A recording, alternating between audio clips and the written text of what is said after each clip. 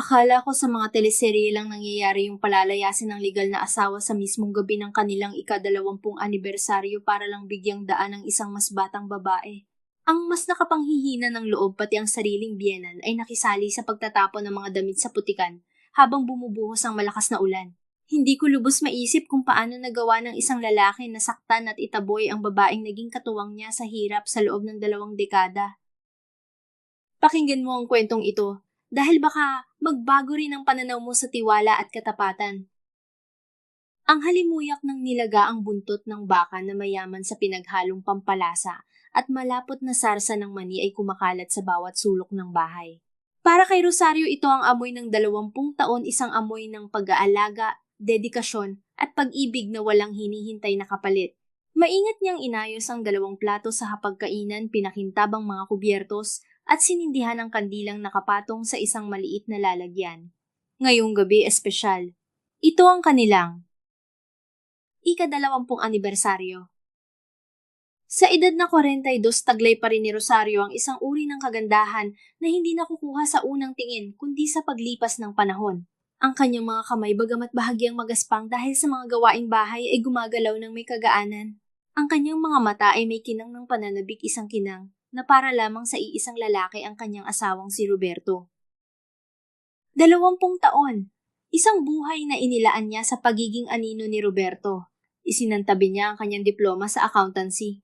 Isang pirasong papel na nagpapatunay ng kanyang talino upang maging isang asawang nasa bahay lang. Siya ang hindi nakikitang lakas sa likod ng tagumpay ni Roberto, ang nag-aayos ng mga gusot sa kanilang mga libro ng negosyo ng walang sahod, ang nagpapanatili ng kaayusan sa kanilang tahanan upang makapag-focus ito sa pagpapalago ng kanilang mga hardware store.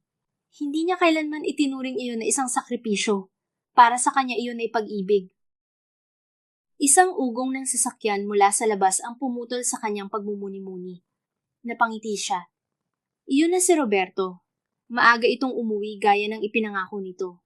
Mabilis niyang pinunasan ang kanyang mga kamay sa suot na apron at nagmamadaling lumabas upang salubungin ito. Ngunit pagbukas niya ng pinto, ang ngiti sa kanyang mga labi ay dahan-dahang naglaho. Hindi nag-iisa si Roberto. May kasama itong isang babae, bata, balingkinita ng katawan at nakasuot ng isang pulang bestida na tila sumisigaw ng atensyon. Nakakapit ang kamay nito sa braso ni Roberto na para bang pag-aari niya ito. Si Vanessa ang sekretarya ni Roberto. Isang pamilyar na mukha na madalas niyang makita sa mga pagtitipon ng kumpanya, ngunit ngayon ay may dalang kakaibang bigat ang presensya. Roberto, ano? Atong ibig sabihin nito, tanong ni Rosario, ang kanyang boses ay bahagyang nanginginig.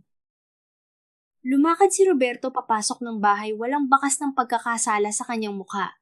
Tila isa lang itong ordinaryong gabi. Rosario, mag-usap tayo, sabi niya sa isang malamig at walang emosyon na tono na para bang nag-uutos sa isang empleyado.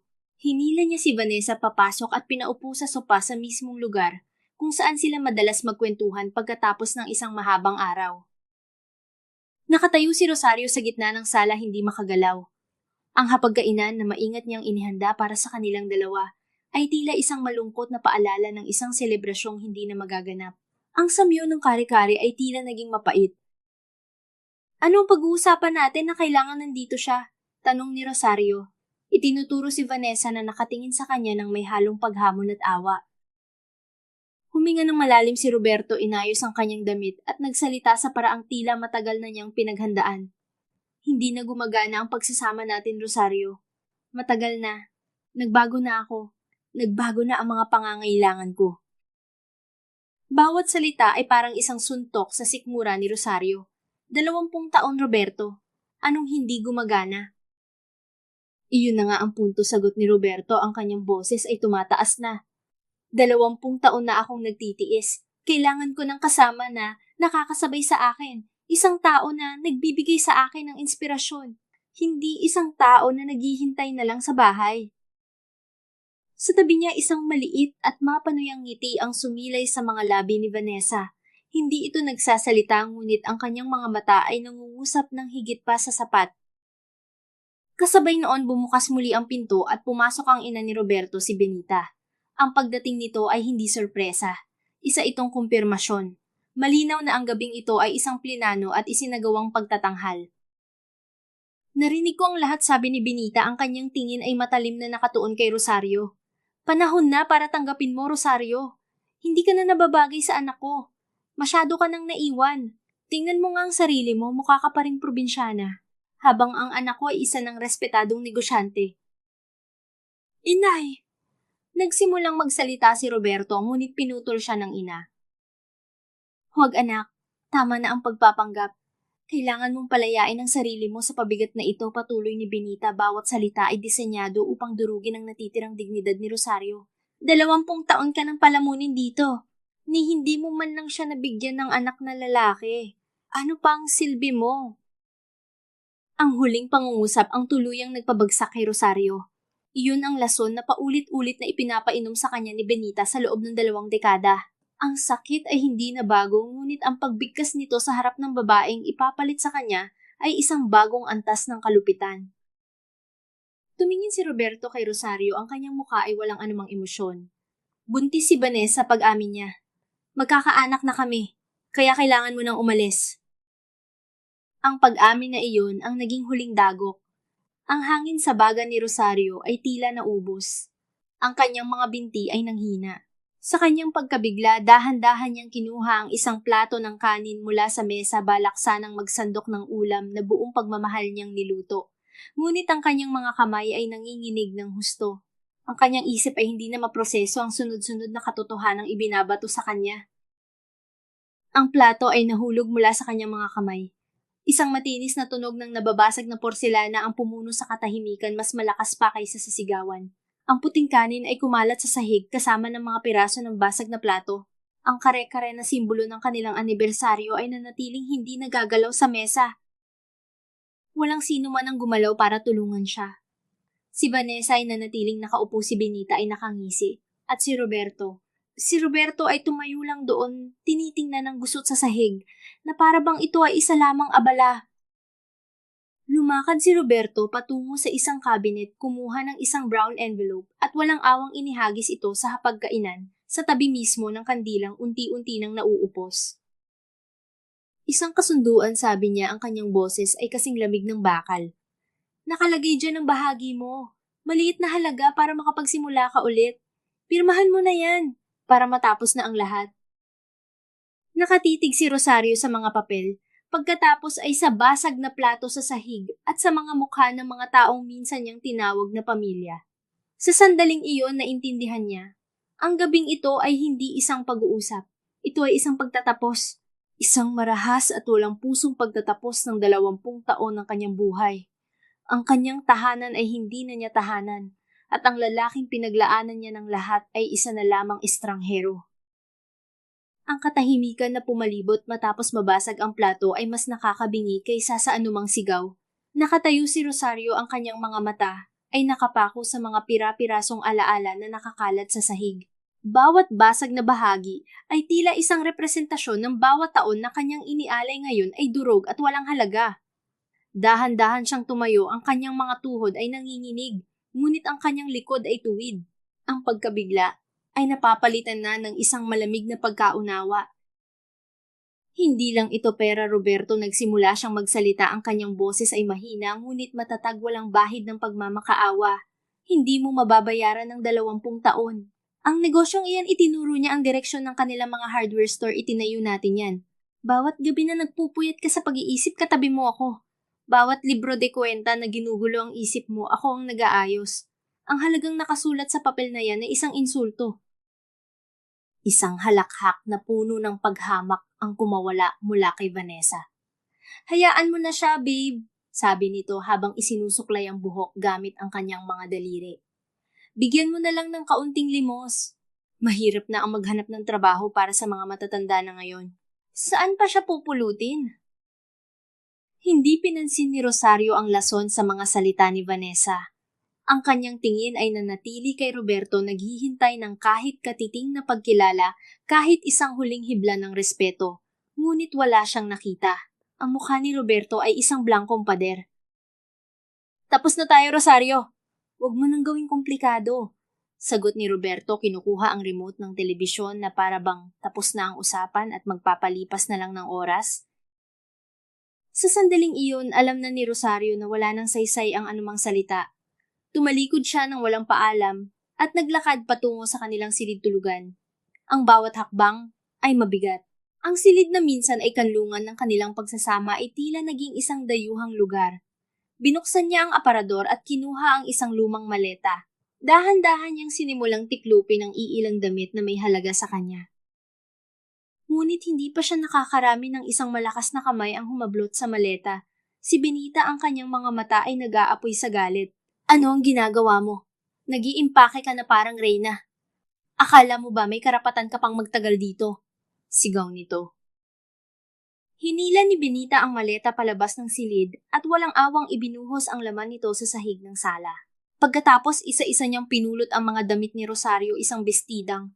Minsang isinuot niya sa isang anibersaryo, isang blusang regalo ni Roberto, mga damit na puno ng alaala at walang pakundangang inihagis ang mga ito palabas ng bahay patungo sa madilim na bakuran. Kasabay noon, nagsimulang pumatak ang ambon. Diyan ka na babagay, sigaw ni Benita.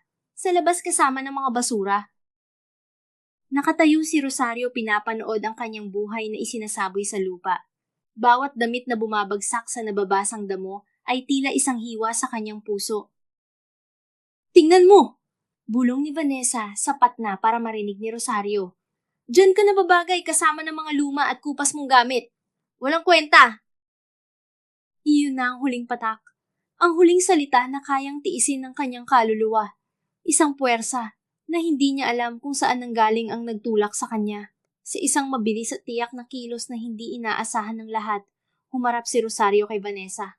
Ang kanyang palad ay lumapat ng buong bigat sa makinis na pisngi nito. Isang malutong na tunog ng balat sa balat, ang umalingaw-ngaw sa buong sala nagpatigil sa lahat, pati na sa pagpatak ng ulan sa labas. Gulat ang bumakas sa mukha ni Vanessa, ang kanyang pisngi ay agad na namula. Bago pa man siya makasigaw, isang malakas na puwersa ang tumama kay Rosario. Si Roberto. Isang malakas na tulak mula sa kanyang asawa ang nagpatumba sa kanya sa sahig. Ang kanyang balakang ay tumama sa matigas na baldosa at isang matinding sakit ang gumapang sa kanyang buong katawan. Ngunit ang sakit na iyon ay baliwala kumpara sa sakit ng huling pagkilos na ito ng pagtataksil. Nakita niya kung paano dinaluhan ni Roberto si Vanessa niyakap ito at tiningnan siya na para bang siya ang pinakamasamang kriminal sa mundo. Dahan-dahang bumangon si Rosario mula sa sahig. Walang luha. Ang lahat ng luha sa kanyang katawan ay tila natuyo na. Tiningnan niya silang tatlo, ang kanyang biyenan na nagdiriwang ang babaeng umagaw sa kanyang asawa at ang lalaking minahal niya ng higit pa sa kanyang sarili na siyang tumapos sa lahat. Wala nang salitang lumabas sa kanyang bibig. Tumalikod siya at naglakad palabas ng pinto patungo sa lumalakas na ulan. Isa-isa niyang pinulot mula sa basang damo at putik ang bawat piraso ng kanyang damit, ang bawat basang piraso ng kanyang dignidad. Inilagay niya ang mga ito sa maleta, hindi alintana ang malamig na ulan na bumabasa sa kanyang buong katauhan. Habang hinihila niya ang mabigat at basang maleta palayo sa bahay na iyon, palayo sa 20 taon ng kanyang buhay, isang sumpa ang binitawan niya sa kanyang sarili. Ang ulan na dumadampi sa kanyang pisngi ang magiging mga huling luhang papatak para sa kanila. Simula sa gabing ito, hinding-hindi na siya muling iiyak para sa mga taong tumapak at dumurog sa kanyang pagkatao. Hinding-hindi na. Huminto ang ulan pagsapit ng umaga, ngunit ang langit ay nanatiling kulay abo, tila nakikidalamhati sa bagong yugto ng buhay ni Rosario. Ang liwanag na tumatagos sa maliit na bintana ng kanyang inuupahang kwarto ay malupit. Ipinapakita nito ang bawat mantsa sa pader, ang alikabok sa sahig, at ang kasimplihan ng kanyang bagong katotohanan. Isang maliit na kama, isang lumang mesa, at isang upuan. Iyon lamang ang laman ng silid. Isang malaking pag-iiba. Mula sa malawak na bahay na minsan niyang pinamahalaan, ang katahimikan dito ay iba. Hindi ito kapayapaan kundi isang pagkabakante na sumisigaw ng kanyang pag-iisa. Pagkatapos ng ilang oras na paglalakad sa kadiliman ng gabi, natagpuan niya ang sarili sa harap ng isang gusaling may karatulang room for rent. Ginamit niya ang kakarampot na perang nasa kanyang pitaka para sa isang linggong deposito. Hindi niya alam kung ano ang gagawin sa mga susunod na araw, ngunit kailangan niya ng isang lugar na masisilungan. Sa kanyang paggising, ang unang pumasok sa kanyang isip ay si Liza. Ang kanyang matalik na kaibigan mula pa noong kolehiyo, isang babaeng hindi kailanman natakot na harapin ang hamon ng buhay. Habang siya'y nagpakasal at naging isang marangyang may bahay si Liza, ay nanatili sa kanilang bayan at nagtayo ng sarili nitong pwesto ng mga gulay sa palengke. Dala ang katawang nangangalay pa rin at pusong mas mabigat pa, nilakbay ni Rosario ang pamilyar, ngunit ngayoy tila dayuhang mga kalsada patungo sa palengke. Ang ingay ng mga tricycle, ang sigawan ng mga tindera, at ang pinaghalong amoy ng sariwang isda at mga pampalasa ay sumalubong sa kanya. Ito ang mundo ni Liza. Natagpuan niya ito sa pwesto nito, abala sa pag-aayos ng mga panindang sitaw at talong. Nang makita siya ni Liza, ang ngiti nito ay agad na napalitan ng pag-aalala. "Rosario, anong nangyari sa'yo? Bakit ganyan ang itsura mo?" tanong nito. Pinupunasan ng kamay sa kanyang duster at mabilis siyang hinila sa isang sulok. Walang salitang namutawi kay Rosario. Isang tingin lang sa kanyang mga mata, sa kanyang basang damit na bahagya ng natuyo at sa maleta sa kanyang tabi ay sapat na para maintindihan ni Liza ang lahat. Niyakap siya nito ng mahigpit. "Halika, mag-almusal muna tayo sa karinderya ni Aling Nena," sabi ni Liza, ang boses ay puno ng pag-aalaga. Habang kumakain sila ng mainit na lugaw, dahan-dahang ikinuwento ni Rosario ang lahat. Bawat salita ay tila isang tinik na binubunot mula sa kanyang lalamunan. Si Liza ay nakinig ng walang paghuhusga, ang kanyang mga mata ay nagpapakita ng nag-aalab na galit para sa kaibigan. "Walang hiya sila. Pagkatapos ng lahat ng ginawa mo para sa kanila," sabi ni Liza, ang kanyang kamao ay nakakuyom sa ibabaw ng mesa. "Pero Nay, may kailangan ka pang malaman." Huminga ng malalim si Liza, ang tsismis. Mabilis kumalat. "Kaninang umaga pa lang, bago pa man sumikat ang araw, naririnig ko na sa mga nagkakape. Ang sabi, ikaw daw ang nagnakaw sa kumpanya kaya ka pinalayas. Ang iba naman, ikaw daw ay isang tamad at maluho, kaya nagsawa na si Roberto." Ang bawat salita ni Liza ay parang isang bagong sampal. Hindi lang siya pinalayas. Sinisira rin nila ang kanyang pagkatao. Gusto nilang siguraduhin na wala na siyang babalikan, na wala nang sinumang maniniwala sa kanya. Ang kahihiyan ay tila isang makapal na kumot na bumalot sa kanya, nagpapahirap sa kanyang paghinga. Nagpasalamat siya kay Liza at bumalik sa kanyang maliit na silid. Doon sa kaligtasan ng 4 na sulok na iyon, ang lahat ng kanyang pinigil na emosyon ay nagsimulang umapaw. Napaupo siya sa sahig, ang kanyang likod ay nakasandal sa malamig na pader. Ang bigat ng katotohanan ng pagkawala ng kanyang tahanan, ng kanyang asawa, at ngayon ang kanyang pangalan ay halos magpaguho sa kanya. Para saan pa ang lahat? Anong laban niya sa isang makapangyarihang pamilya na kayang baluktutin ang katotohanan? Sa gitna ng kanyang pag-iisip, binuksan niya ang basang maleta upang humanap ng tuyong damit. Habang kinakapa niya ang mga gamit na nagmistulang basahan dahil sa pagkabasa, isang matigas at parihabang bagay ang nahawakan ng kanyang mga daliri. Dahan-dahan niya itong inilabas. Isang lumang folder na may bahid ng putik. Sa loob nito nakalagay ang isang piraso ng papel na naging dilaw na sa paglipas ng panahon, ngunit ang mga nakasulat ay malinaw pa rin. Ang kanyang pangalan noong dalaga pa, at sa ilalim nito ang mga salitang Bachelor of Science in Accountancy. Nakatitig siya sa diploma. Ang piraso ng papel na ito ay saksi sa kanyang mga pangarap bago si Roberto, sa kanyang talino na matagal na niyang ibinaon sa limot, sa kanyang pagkatao na hindi nakatali sa sinumang lalaki. Ito ang patunay na bago pa siya naging asawa ni Roberto, siya ay si Rosario, isang babaeng may kakayahan at pinag-aralan. Isang apoy ang nagsimulang mag-alab sa kanyang dibdib, tinutunaw ang lamig ng kawalan ng pag-asa. Mahigpit niyang hinawakan ang diploma, ang mga gilid ng papel ay bumaon sa kanyang palad. Ito na lang ang natitira sa kanya. At sa sandaling iyon, ipinangako niya sa kanyang sarili, ito rin ang magiging simula niya. Ang mga sumunod na araw para kay Rosario ay isang tahimik na laban-laban sa gutom, sa kalungkutan, at higit sa lahat sa mga mapanghusgang tingin na sumasalubong sa kanya sa tuwing lalabas siya ng kanyang silid.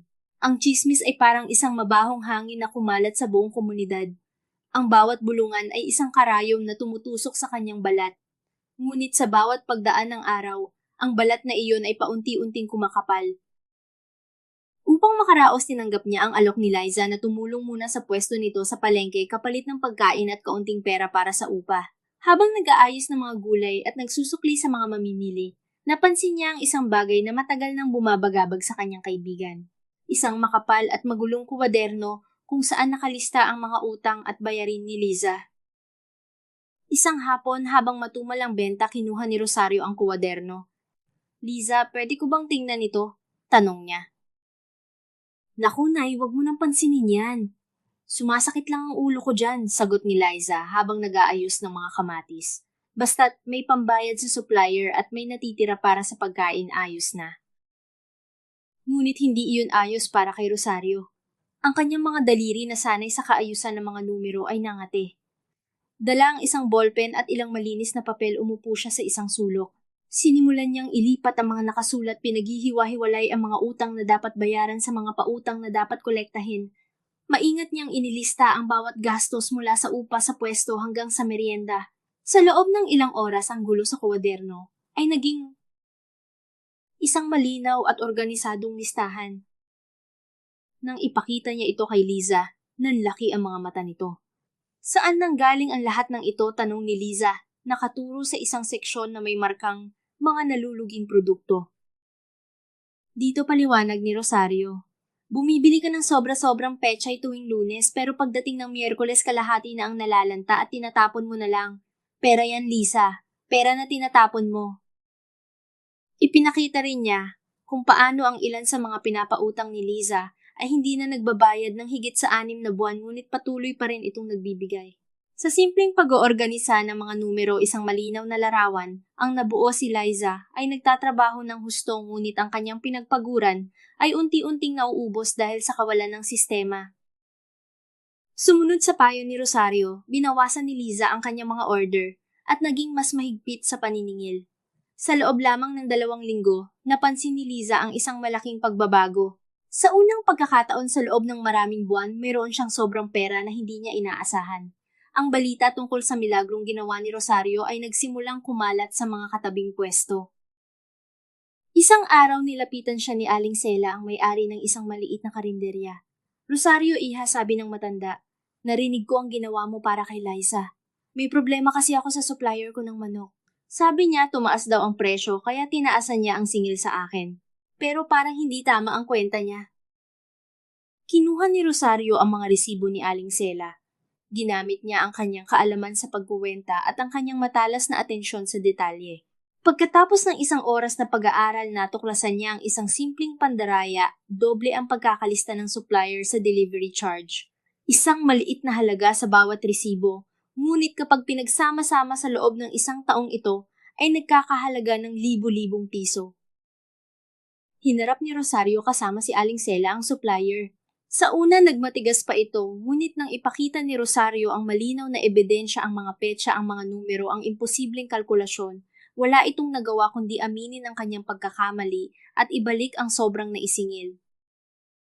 Bilang pasasalamat, iniabot ni Aling Sela kay Rosario ang isang sobre. "Para sa iyo ito, iha. Hindi ito kalakihan, pero ito ang una mong sahod bilang isang tunay na accountant." Nang buksan ni Rosario ang sobre, nakita niya ang 500 piso. Ang halaga ay maliit kumpara sa mga perang dati niyang hinahawakan. Ngunit habang tinititigan niya ang mga perang papel na iyon, isang pakiramdam na matagal na niyang hindi naramdaman ang bumuhos sa kanyang puso. Ito ay sa kanya. Pinagtrabahuhan niya ito. Kinita niya ito gamit ang sarili niyang talino at kakayahan. Hindi ito bigay. Hindi ito allowance. Ito ay sahod. Sa pagbabalik niya sa kanyang maliit na silid, inilagay niya ang pera sa tabi ng kanyang diploma. Ang 2 bagay na iyon ang patunay ng kanyang pinag-aralan, at ang bunga ng kanyang paggamit nito ay tila nag-uusap. Dito napagtanto ni Rosario ang isang mapait ngunit mahalagang katotohanan. Sa loob ng 20 taon, ang kanyang pag-iral ay nakasabit sa pagkilala ng ibang tao. Ang kanyang halaga ay sinusukat sa galing niyang mag-alaga sa linis ng bahay, sa sarap ng kanyang luto. Ang kanyang pagiging matalino ay isang lihim na itinago sa ilalim ng kama, isang kakayahang ginamit lamang para palaguin ang yaman ng iba. Ibinigay niya ang lahat sa paniniwalang ang pag-ibig at katapatan ay isang sapat na puhunan. Ngunit natutunan niya sa pinakamasakit na paraan na ang isang buhay na inialay sa iba nang walang itinitira para sa sarili ay isang gusaling itinayo sa buhangin. Kapag dumating ang malakas na alon ng pagtataksi, lahat ay guguho. Ang tanging bagay na hindi kayang agawin ng sinuman, ang tanging pundasyong hindi guguho, ay ang kaalamang nakaukit sa iyong isipan at ang kakayahang gamitin ito upang itayo muli ang iyong sarili mula sa simula. Habang si Rosario ay dahan-dahang pinupulot ang mga piraso ng kanyang nawasak na buhay, si Roberto naman ay abala sa pagtatayo ng kanyang bagong kastilyo. Sa kanyang pananaw, ang pag-alis ni Rosario ay isang kinakailangang paglilinis pagtatapon ng luma upang magbigay daan sa bago. At ang bago ay si Vanessa masigla maganda at isang palamuti sa kanyang braso na buong pagmamalaki niyang ipinaparada sa kanilang mga kaibigan at kasosyo sa negosyo. Ang mga unang linggo ay tila isang walang katapusang pagdiriwang. Ipinagmalaki ni Roberto si Vanessa sa lahat. Sa mga hapunan kasama ang ibang negosyante sa mga pagtitipon sa kanilang country club, palagi itong nakakapit sa kanya, tumatawa sa kanyang mga biro at sumasang-ayon sa bawat salita na lumalabas sa kanyang bibig. Para kay Roberto, ito ang kumpirmasyon na ginawa niya ang tamang desisyon. Si Vanessa ang tropeyo na nagpapatunay ng kanyang tagumpay. Ang unang hakbang ni Vanessa sa pagiging bagong ginang ng tahanan ay ang pagdedeklara na ang lahat ng gamit sa bahay ay luma at walang lasa. Ipinabago niya ang lahat. Ang mga muebles na pinili ni Rosario na matitibay at may sentimental na halaga ay pinalitan ng mga makabago at mamahaling kagamitan na nakita niya sa isang magasin. Ang mga kurtina ay pinalitan. Ang mga kubyertos ay pinalitan. Ang buong bahay ay sumailalim sa isang malaking pagbabago na umabot sa daan-daang libong piso. Kailangan nating ipakita sa mga tao ang antas ng ating pamumuhay. Baby, yun ang palaging katwiran ni Vanessa at si Roberto, na lasing sa paghanga ng iba ay pumayag ng walang tanong. Ngunit ang bagong pintura at mamahaling palamuti ay hindi kayang pagtakpan ang mga bitak na unti-unting lumilitaw sa pundasyon ng kanilang buhay. Ang mga problemang dati hindi napapansin ni Roberto ay nagsimulang sumulpot isa-isa na parang mga damong ligaw. Ang unang senyales ay dumating sa anyo ng isang tawag mula sa kanilang pangunahing supplier ng semento. Mayroon silang malaking utang na lampas na sa takdang araw ng bayaran. Nagulat si Roberto. Paano nangyari iyon? Dati si Rosario ang metikulosong nag-aayos ng mga bayarin. Bawat due date ay nakalista, bawat tseke ay handa isang linggo bago pa man kailanganin. Nang tanungin niya si Vanessa na siyang inatasan niyang mamahala sa mga papeles, ang sagot nito ay isang kibit-balikat lamang. Ay naku babe, ang dami kasing papeles. Nalito na ako. Akala ko nabayaran na yan. Sinundan ito ng mga reklamo mula sa mga tauhan sa kanilang hardware store. Ang inventaryo ay nagkakagulo. May mga materyales na nauubos na hindi napapalitan habang mayroon namang mga sobrang stock na natatambak lang sa bodega. Ang sistema ng pag-order na binuo ni Rosario, isang sistemang nakabase sa bilis ng benta ng bawat produkto, ay isinantabi ni Vanessa dahil masyadong komplikado. Ang ginawa niya ay umorder na lang, base sa kung ano ang sa tingin niya ay kailangan. Si Benita na noong una ay tuwang-tuwa sa pag-alis ni Rosario ay nagsimula na ring magpakita ng pagkainis. Wala nang masarap at mainit na pagkain na naghihintay sa kanya tuwing bibisita siya. Mas madalas na nag-order na lang ng pagkain si Vanessa, isang bagay na itinuturing ni Benita na katamaran at pag-aaksaya ng pera. Ibang-iba talaga kapag ang babae ay hindi marunong humawak ng bahay, komento ni Benita. Isang araw sapat na para marinig ni Roberto. Ang mga maliliit na problemang ito ay nagsimulang magpatong-patong. Ang mga gastusin sa bahay ay lumobo ng husto dahil sa impulsive na pamimili ni Vanessa. Ang daloy ng pera sa negosyo ay nagiging hindi malinaw. Ang mga desisyon ay ginagawa na base sa emosyon, hindi sa lohika. Ang rurok ng lahat ay dumating isang Biyernes ng hapon. Nakaupo si Roberto sa kanyang opisina. Sinusubukang ayusin ang mga nagkapatong-patong na resibo at bill. Habang binubuklat niya ang bank statement ng kanilang kumpanya, isang transaksyon ang pumukaw sa kanyang atensyon. Isang malaking halaga ang binayaran sa isang kilalang bangko. Nang tingnan niya ang detalye, ito ay isang penalty, isang multang ipinataw dahil sa isang tseke na tumalbog. Isang tseke para sa buwis. Isang responsibilidad na hindi kailanman pinalampas ni Rosario. Sa sandaling iyon, isang matinding pagkayamot ang bumuhos sa kanya. Hindi ito dahil sa pera, kundi sa kapabayaan, sa kawalan ng pakialam. Tinawagan niya si Vanessa sa telepono. Bakit tumalbog ang tseke para sa BIR? Tanong niya. Ang kanyang boses ay malamig at kontrolado. Yun ba sagot ni Vanessa mula sa kabilang linya? Maririnig niya ang ingay ng isang mall sa background. Nakalimutan ko kasing ideposito yung bayad ni Mr. Tan. Sorry babe, na-excite kasi akong bilhin yung bagong sapatos na nakita ko. Babawi na lang ako. Ibinaba ni Roberto ang telepono. Tinitigan niya ang bundok ng mga papeles sa kanyang mesa. Sa unang pagkakataon mula nang umalis si Rosario, isang malakas na sigaw ng pagkadismaya ang kumawala mula sa kanyang bibig. Ibinato niya ang folder sa pader. Ang pagpipinta ng isang masaya at perpektong buhay ay nagsisimula ng magkalamat at sa ilalim nito nakikita niya ang isang magulo at hindi pamilyar na larawan. Ang restaurant na Luzon Heritage ay kilala bilang tagpuan ng mga makapangyarihan at mayayamang pamilya sa lalawigan. Ang mga dingding nito ay gawa sa matigas na nara, ang mga mesa ay nababalot ng mapuputing tela at ang amoy ng mamahaling kape at sariwang bulaklak ay pumupuno sa hangin. Sa isang mesa sa sulok malapit sa malaking bintana na tinatamaan ng sikat ng araw nakaupo si Rosario. Hindi na siya ang Rosario na nakasuot ng apron at may mga kamay na amoy sibuyas. Nakasuot siya ng isang plansadong blusa na kulay asul simple ngunit dekalidad. Ang kanyang buhok ay maayos na nakapusod inilalantad, ang kanyang mukha na ngayon ay may bakas ng tiwala sa sarili. Sa harap niya ay ang kanyang kuwadradong kuwaderno at isang laptop. Kaharap niya ang isang kilalang may-ari ng poultry farm na humihingi ng kanyang payo tungkol sa muling pag-aayos ng kanilang cash flow. Ang mahalaga, Mr. Cruz, ay makita natin kung saan tumatagas ang pondo bago tayo mag-isip ng ekspansyon, mahinahong paliwanag ni Rosario. Ang kanyang boses ay may autoridad na nakuha niya mula sa mga linggo ng matagumpay na pagtulong sa maliliit na negosyante. Habang seryoso silang nag-uusap, bumukas ang pintuan ng restaurant. Pumasok si Roberto at Vanessa. Agad na napansin ng mga tao ang kanilang pagdating dahil sa ingay ng halakhak ni Vanessa. Nakasuot ito ng isang napakaikling bestida at bitbit ang isang bagong designer bag na kulay ginto, isang bagay na halatang binili gamit ang pera ni Roberto upang ipangalandakan ang kanyang bagong katayuan. Tumigil ang mundo ni Rosario sa loob ng isang segundo nang magtama ang kanilang mga mata. Ngunit sa halip na yumuko o umiwas na natili siyang nakatingin ang kanyang likod, ay lalong tumuwid.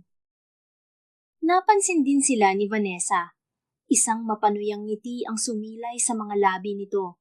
Sa halip na dumiretso sa kanilang mesa, hinila ni Vanessa si Roberto patungo sa pwesto ni Rosario. Tingnan mo nga naman, babe. Malakas na sabi ni Vanessa, sapat na para marinig ng mga katabing mesa. Narito pala ang dating asawa mo. Akala ko ba sa palengke na siya namamalagi kasama ng mga gulay? Mukhang nakahanap na siya ng bagong bibiktimahin. Tumingin si Vanessa kay Mr. Cruz nang may halong pangungutya. Sir, mag-ingat po kayo sa babaeng iyan. Mahusay siyang magpanggap na kawawa para makakuha ng pera. Bahagyang namula si Roberto. Nararamdaman niya ang tingin ng mga tao sa paligid. Ang hiya, ang takot sa kahihiyan sa harap ng publiko ay nagsimulang gumapang sa kanyang balat. Vanessa, tama na yan. Umupo na tayo, bulong niya. Ngunit hindi tumigil si Vanessa. Lalo siyang naging agresibo nang makita niyang hindi natitinag si Rosario. Ano, Rosario? Napipi ka na ba? O baka naman napagtanto mo na kahit anong bihis mo, basura ka pa rin na itinapon na ng asawa ko. Dahan-dahang ibinaba ni Rosario ang kanyang ballpen. Tumingin muna siya kay Mr. Cruz at humingi ng paumanhin sa pamamagitan ng isang maliit na tango. Pagkatapos ibinaling niya ang kanyang buong atensyon kay Vanessa. Vanessa, tawag ni Rosario sa kanyang pangalan sa isang tono na tila nakikipag-usap sa isang batang walang modo.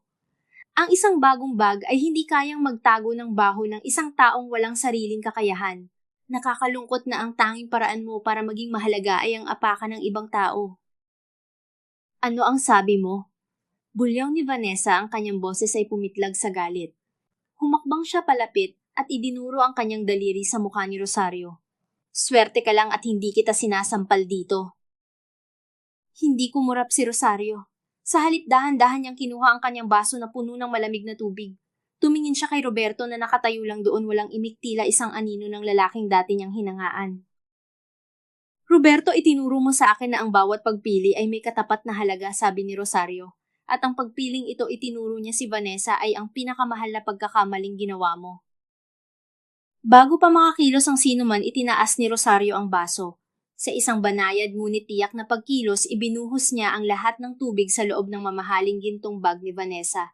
Ang tubig ay pumasok sa loob ng bag, binabasa ang mga gamit sa loob at tumatagas sa labas.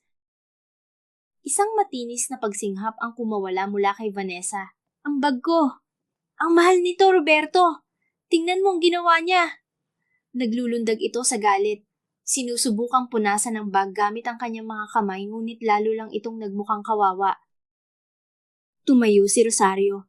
Kinuha niya ang kanyang mga gamit ng may perpektong kaayusan.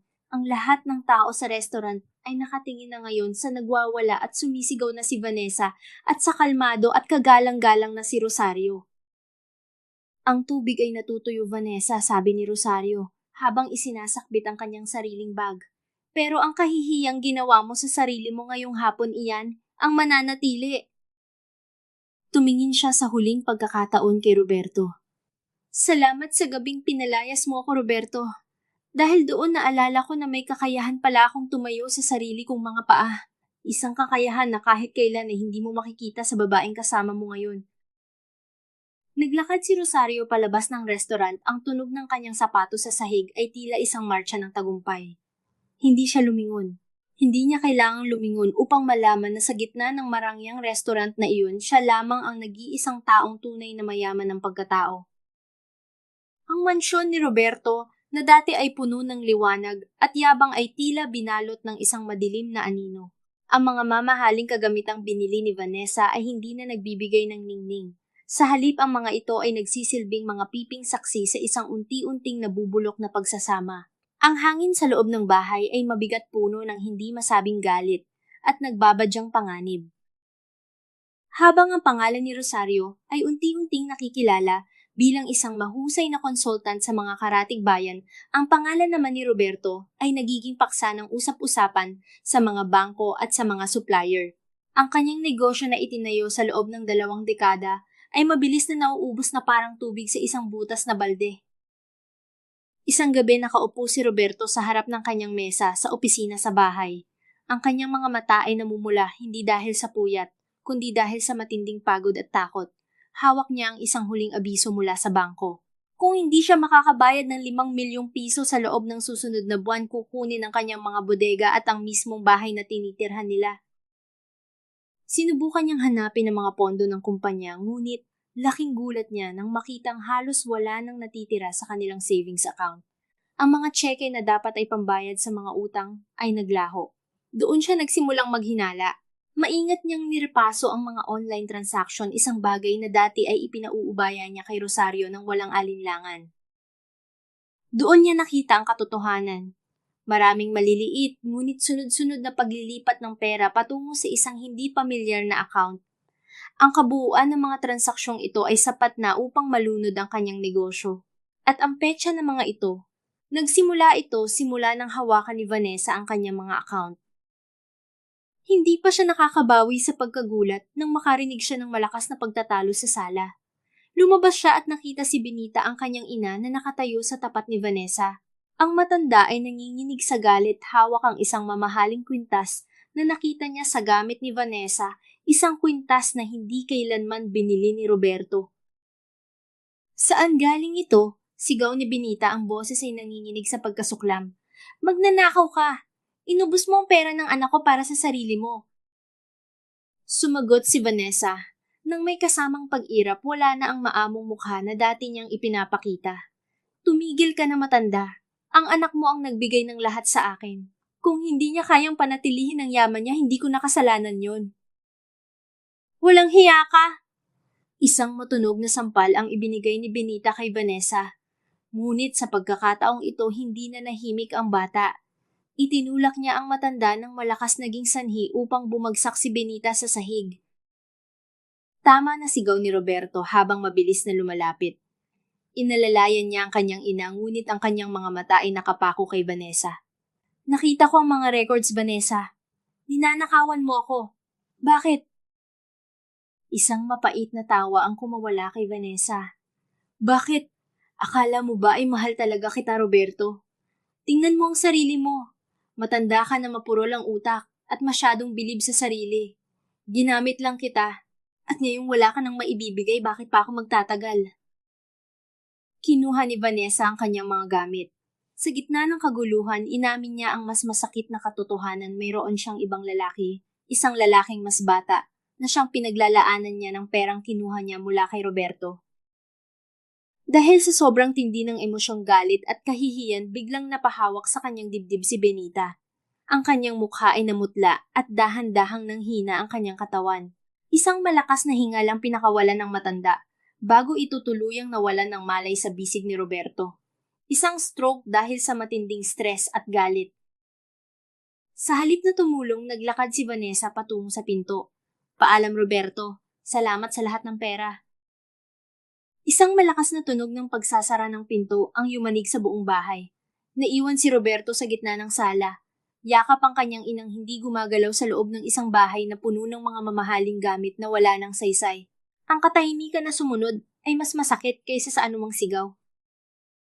Dito nakita ni Roberto ang malupit na mukha ng tadhana. Ang pag-ibig na binili ng pera ay naglalaho kasabay ng huling sentimo sa pitaka. Ang katapatan, isang bagay na itinuring niyang luma at hindi na uso noong kasama pa niya si Rosario, ay lumitaw ang tunay na halaga ngayong wala na ito. Napagtanto niya na ang tunay na lason ay hindi ang kakulangan ng pera, kundi ang kanyang sariling kayabangan, ang paniniwalang, ang isang bagong mukha ay higit na mahalaga kaysa sa isang pusong subok na ng panahon. Nakatira siya sa isang mundong puro hitsura, kaya't hindi katakataka na ang natira sa kanya ay isang hungkag na buhay. Ang pera ay madaling palitan, ngunit ang tiwala at dangal na itinapon niya para sa isang sandaling kaligayahan ay mga bagay na hinding-hindi na niya mababawi kahit gaano pa siya lumuha sa harap ng kanyang naghihingalong ina. Sa dulo ng lahat, ang tanging naiwan sa kanya ay ang mapait na lasa ng kanyang sariling mga maling desisyon. Ang bagong opisina ni Rosario ay matatagpuan sa isang mas maayos na gusali sa sentro ng bayan. Wala na ang nagbabakbak na pintura at ang ingay ng mga tricycle sa labas. Ang silid ay amoy bagong kagamitan at kape isang kapaligirang nagbibigay ng katahimikan at focus. Sa likod ng kanyang malinis na mesa si Rosario ay hindi na lamang isang babaeng sumusubok bumangon. Siya ay isa ng institusyon. Ang kanyang pangalan ay naging kasing kahulugan ng katapatan at talino sa negosyo. Isang hapon habang abala siya sa pagre-repaso ng isang kontrata, isang mahinang katok ang narinig sa kanyang pinto. Pumasok ang kanyang asistenteng si Leia.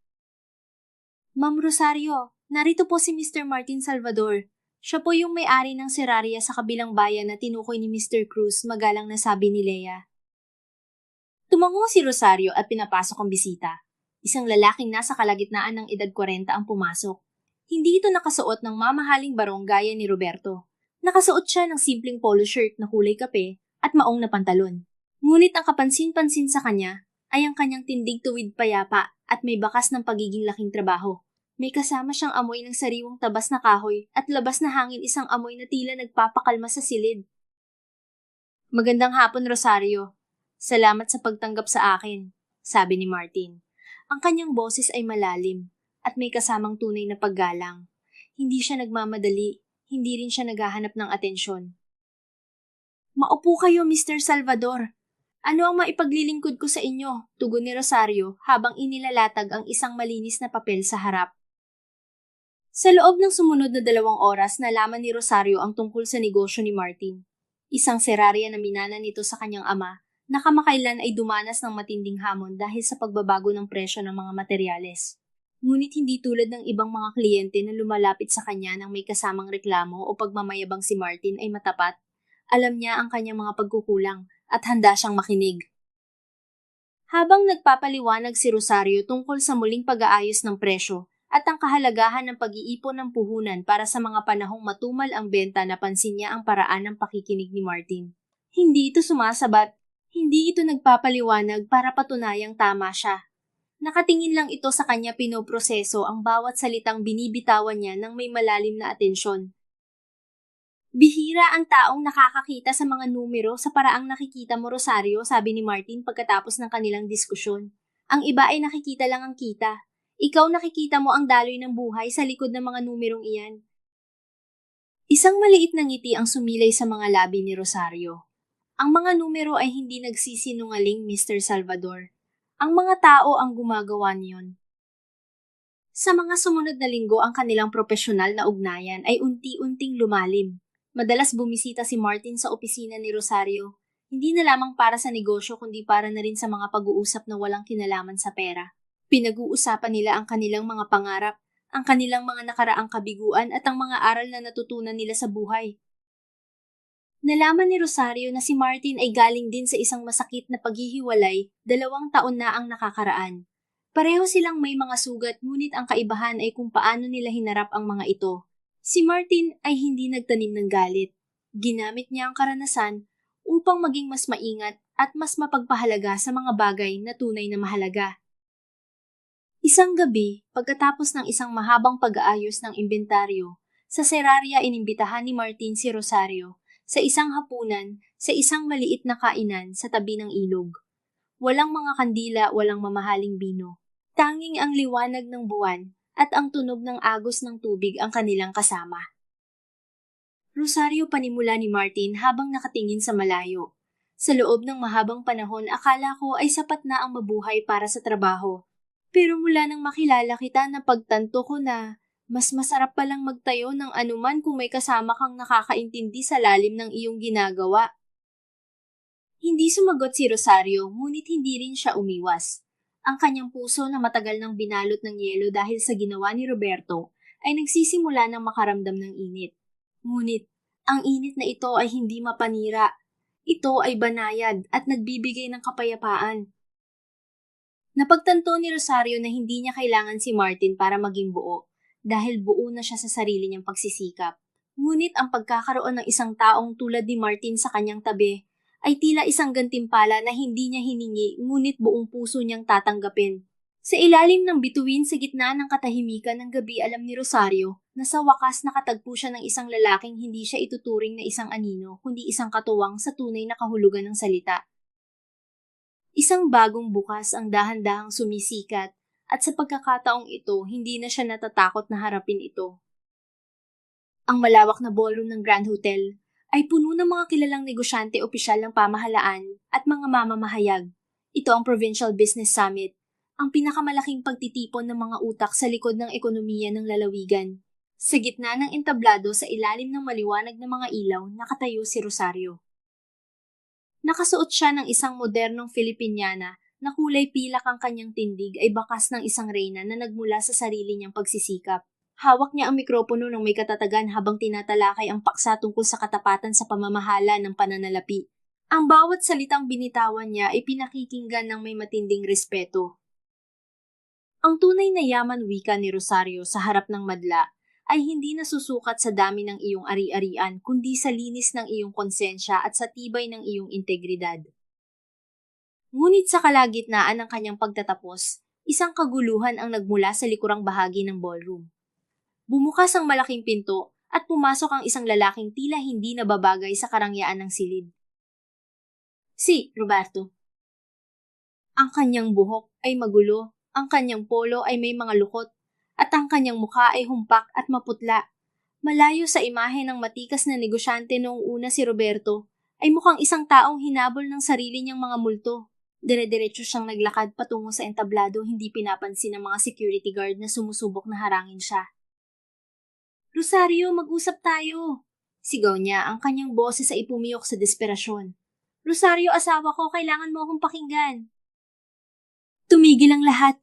Ang bulungan ay kumalat sa buong silid na parang apoy. Alam ng lahat ang kanilang nakaraan at ang makitang ganito ang kalagayan ni Roberto habang si Rosario ay nasa rurok ng tagumpay ay isang eksenang hindi nila inaasahan. Huminto si Rosario sa pagsasalita. Hindi siya natakot, hindi rin siya nagpakita ng galit. Tinitigan niya si Roberto mula sa entablado nang may malamig na pagkaunawa. Nakalapit si Roberto sa paanan ng entablado. Rosario, pakiusap, ang kumpanya.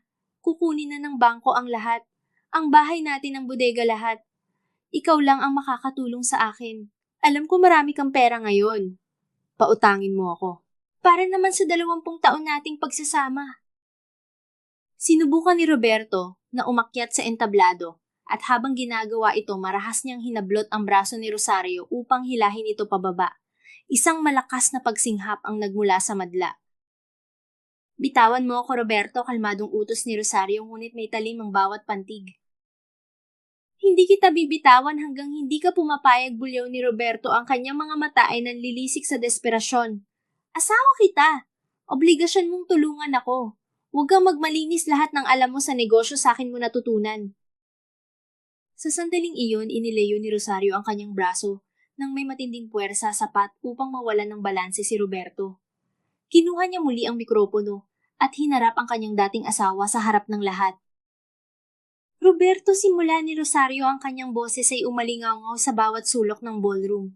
Ang 20 taon na binabanggit mo ay ang 20 taon na ginawa mo akong alipin at anino. Ang gabing pinalayas mo ako sa gitna ng ulan, kasama ang babaeng nagnakaw sa iyo, doon natapos ang anumang obligasyon ko sa iyo. Huminga siya ng malalim, ang kanyang mga mata ay nagniningning sa katotohanan. Huwag mong gamitin ang salitang asawa sa harap ng mga taong ito. Noong kailangan mo ako, itinapon mo ako na parang basura. At ngayong basura na ang buhay mo, lumalapit ka sa akin para maging tagapagligtas. Ang pagkawasak ng negosyo mo ay hindi ko kasalanan. Iyan ay bunga ng sarili mong kataksilan ng iyong kayabangan at ng kawalan mo ng respeto sa taong nagmalasakit sa iyo. Lalong nagwala si Roberto. Susubukan sana niyang sumugod muli, ngunit isang matipunong kamay ang humarang sa kanya, si Martin. Dumating ito kasama ang 2 security guard. Tama na, Roberto, sabi ni Martin sa isang mababang tono na puno ng babala. Huwag mo nang dagdagan ang kahihiyan mo. Sino ka ba, ha? Ikaw ba ang pumalit sa akin? Sigaw ni Roberto habang pilit na kumakawala sa mga guard.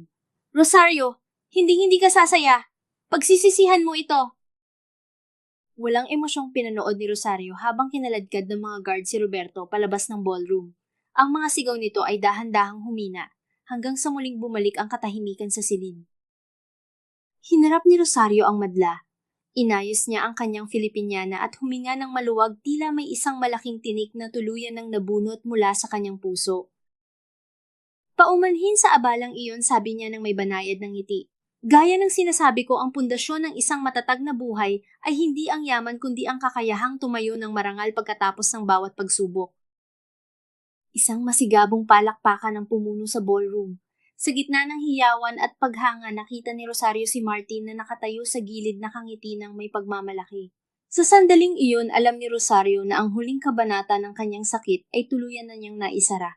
Hindi siya naghiganti gamit ang dahas, kundi gamit ang isang buhay na napakaganda, na ang makita lamang ito ay sapat na upang durugin ang sinumang nagtangkang sumira sa kanya. Ang sikat ng araw na tumatagos sa bintana ng bagong opisina ni Rosario ay may dalang kakaibang init. Hindi ito nakapapaso kundi tila isang banayad na haplos na nagpapapaalala sa kanya na siya ay gising at malaya. 6:00 pa lamang ng umaga, isang oras na nakagawian na niya sa loob ng 2 dekada, ngunit ang bigat na dating nakadagan sa kanyang dibdib ay wala na. Ngayon ang bawat paghinga niya ay para sa sarili niya. Nagtimpla siya ng kape. Pinanood niya ang usok na sumasayaw sa hangin, isang payapang ritual na dati ay ginagawa niya ng nagmamadali dahil sa pangangailangan ng iba. Binuksan niya ang kanyang agenda. Ang kumpanyang Rosario Business Solutions ay formal nang magbubukas ng bago at mas malaking sangay ngayong araw. Hindi ito bunga ng swerte kundi ng bawat gabing puyat, bawat luhang tinuyo ng determinasyon at bawat numerong maingat niyang itinuwid. Habang naghahanda siya, sumagi sa kanyang isip ang kanyang mga unang araw sa maliit na silid na may bakbak na pintura.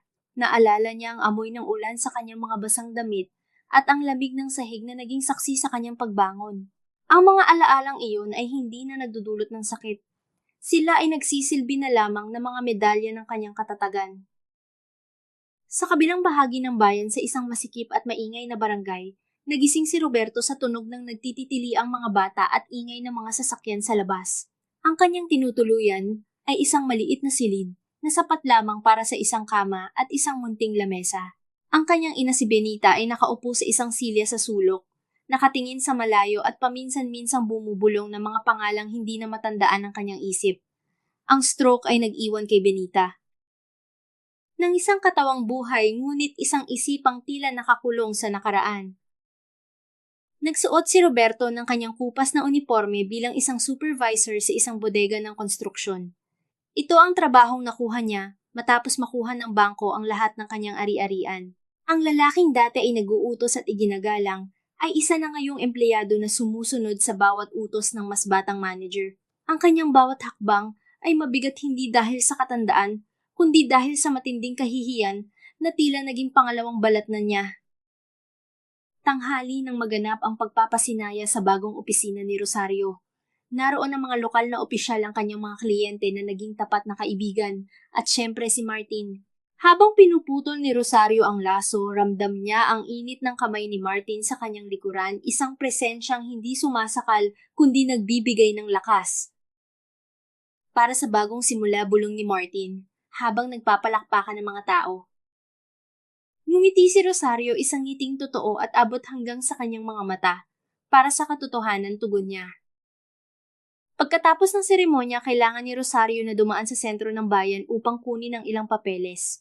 Habang naglalakad siya kasama si Martin patungo sa kanilang sasakyan, tumigil sila sa isang tawiran. Sa tapat ng kalsada, may isang truck na nagbababa ng mga semento. Doon niya nakita si Roberto. Nakatayo si Roberto sa gilid ng truck, may hawak na clipboard at may bakas ng semento sa kanyang pisngi. Ang kanyang dating matikas na tindig ay wala na. Pinalitan ito ng isang baluktot na anyo ng isang taong tinalo ng buhay. Sa isang pagkakataon, nagtama ang kanilang mga mata sa kabila ng abalang kalsada. Walang galit sa paningin ni Rosario. Ang nakita niya ay isang estranghero na bahagi na lamang ng isang malabong panaginip. Ngunit para kay Roberto, ang makita si Rosario na mukhang mas bata, mas maganda at nagniningning sa tagumpay ay isang dagok na mas masakit kaysa sa anumang sampal. Gusto niyang sumigaw. Gusto niyang tawagin ang kanyang pangalan. Gusto niyang humingi ng tawad. Ngunit ang kanyang lalamunan ay tila binalot ng tuyong semento. Ang distansya sa pagitan nila ay hindi lamang sukat ng kalsada. Ito ay distansya ng dalawang mundong hinding-hindi na muling magtatagpo. Naramdaman ni Roberto ang matinding pagbara sa kanyang lalamunan, isang pakiramdam ng pagsisikip na tila dahan-dahang pumuputol sa kanyang hininga. Umiwas siya ng tingin at lumingon sa kabilang direksyon, pilit na itinatago ang sarili sa likod ng mga sako ng semento. Sumakay si Rosario sa sasakyan kasama si Martin. Habang umaandar ang sasakyan palayo, tumingin siya sa rearview mirror sa huling pagkakataon. Nakita niya ang maliit na figura ni Roberto na unti-unting naglalaho sa gitna ng usok at alikabok ng kalsada. Pagkatapos, ibinaling niya ang kanyang tingin sa unahan, sa malawak na kalsada na naghihintay sa kanya. May dalawang uri ng tao sa mundong ito. Kapag ang lahat ay gumuho, ang mga taong hinahayaang mabulok ang kanilang kaluluwa sa ilalim ng mga guho, at ang mga taong gumagamit ng bawat piraso ng durog na bato upang itayo ang isang mas matatag na kuta. Ang paghihiganti ay hindi kailanman matatagpuan sa pananakit sa iba. Ang pinakamatamis at pinakamalupit na paghihiganti ay ang mabuhay ng buo ng matuwid at ng napakarikit hanggang sa ang tanging maging parusa ng iyong kaaway ay ang panonood sa iyong tagumpay mula sa kadiliman. Ang mga peklat na dala ni Rosario ay hindi na mga tanda ng sakit, kundi mga ukit ng kanyang kalakasan. Sa dulo ng lahat, ang buhay ay hindi tungkol sa kung sino ang nanatili sa itaas, kundi tungkol sa kung sino ang may tapang na bumangon at lumakad muli ng mag-isa hanggang sa makahanap siya ng kasama na karapat-dapat sa kanyang liwanag. Ang nakaraan ay isang kwentong tapos na at ang bukas ay isang puting papel na siya na mismo ang may hawak ng panulat. At sa pagkakataong ito, walang sino man ang makapagbubura ng bawat salitang kanyang isusulat.